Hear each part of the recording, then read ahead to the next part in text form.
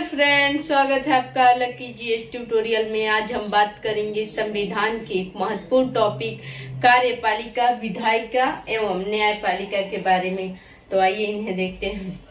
हम सब जानते हैं कि भारत में संसदीय व्यवस्था को अपनाई गई। आइए देखते हैं इनकी क्या क्या कार्य हैं और क्या क्या इनकी शक्तियां हैं। सबसे पहले हम लोग विधायिका के बारे में देखेंगे।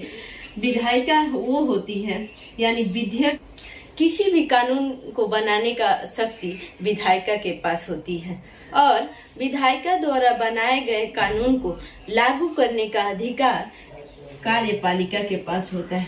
इसे लागू कार्यपालिका करती है।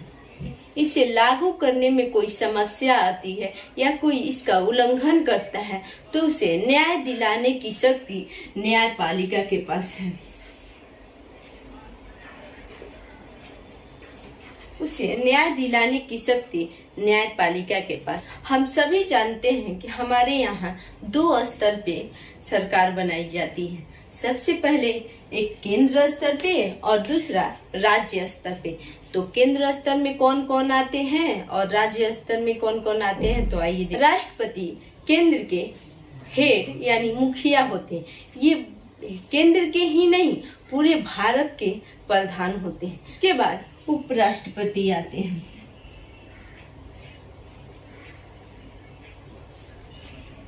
इसके बाद प्रधानमंत्री आते हैं।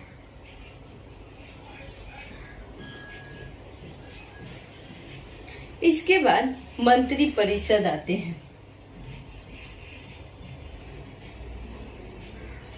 राष्ट्रपति केंद्र के हेड तो होते हैं, लेकिन ये औपचारिक हेड होते हैं, जबकि वास्तविक हेड प्रधानमंत्री होते हैं। राष्ट्रपति को बहुत सारी शक्तियां प्राप्त है, लेकिन वो बिना मंत्री परिषद के सलाह के बिना उन शक्तियों का प्रयोग नहीं कर सकते हैं। मंत्री परिषद का अध्यक्ष प्रधानमंत्री होते हैं। उसी तरह से राज्य स्तर पे भी देखा जाता है। राज्य में राज्य का सबसे बड़ा प्रधान राज्यपाल होते हैं। उसके बाद मुख्यमंत्री होते हैं। उसके बाद मंत्री परिषद होते हैं।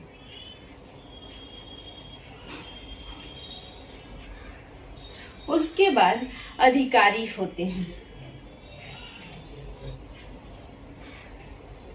कार्यपालिका दो प्रकार की है, एक अस्थायी कार्यपालिका और एक अस्थायी कार्यपालिका।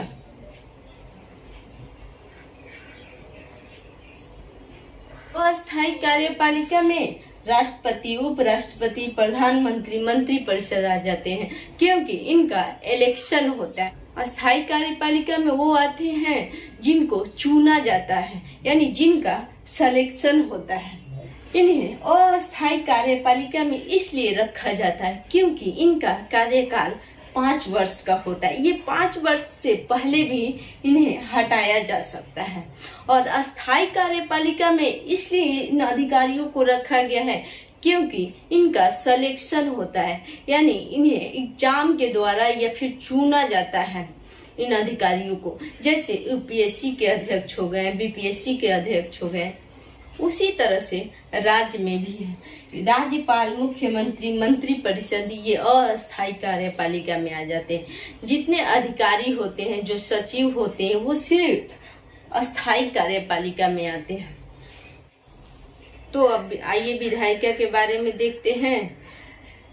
केंद्र में कानून बनाने का अधिकार संसद को है और राज्य में कानून बनाने का अधिकार विधानमंडल को है।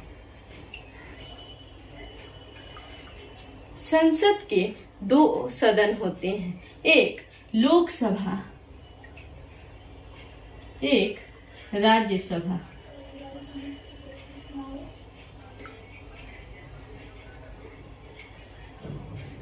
एक लोकसभा होती है, एक राज्यसभा होती।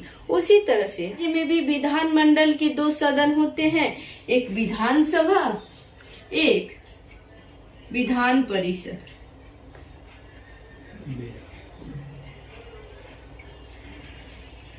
जो संसद में बैठते हैं उन्हें सांसद या एमपी कहते हैं।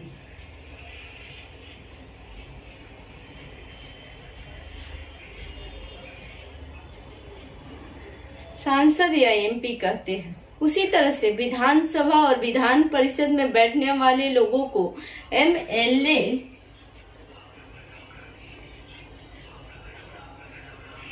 या एमएलसी कहते हैं। तो केंद्र में सरकार बनाने का अधिकार संसद को है और संसद के 2 सदन होते हैं, लोकसभा और राज्यसभा। और लोकसभा और राज्यसभा में बैठने वाले लोगों को सांसद या एमपी कहते हैं। और उसी तरह से राज्य में भी है। राज्य में कानून बनाने का अधिकार विधानमंडल को है और विधानमंडल के 2 सदन होते हैं, विधानसभा और विधान परिषद। विधानसभा में बैठने वाले लोगों को एमएलए कहते हैं और विधान परिषद में बैठने वाले लोग को एमएलसी कहते हैं। आइए न्यायपालिका को देखते हैं। न्यायपालिका एक निष्पक्ष संस्था है, कानून व्यवस्था को सही रूप से चलाने के लिए, और कोई इसका उल्लंघन करता है तो उसे सजा देने का कार्य न्यायपालिका का होता है। इसीलिए न्यायपालिका का गठन किया गया है। न्यायपालिका को एकीकृत रूप में ढाला गया है। सबसे पहले सुप्रीम कोर्ट आता है, उसके बाद हाई कोर्ट आता है, उसके बाद डिस्ट्रिक्ट कोर्ट आता है।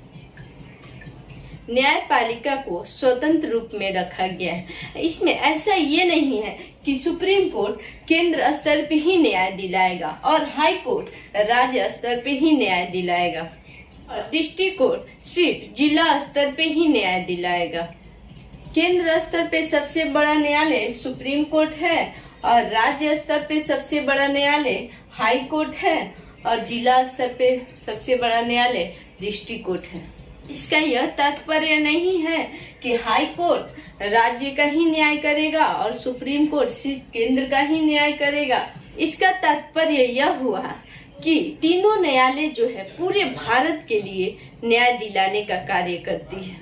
उम्मीद करते हैं कि वीडियो आपको अच्छा लगा होगा। यदि अच्छा लगे तो कमेंट करके जरूर बताएं, लाइक करें, सब्सक्राइब करें।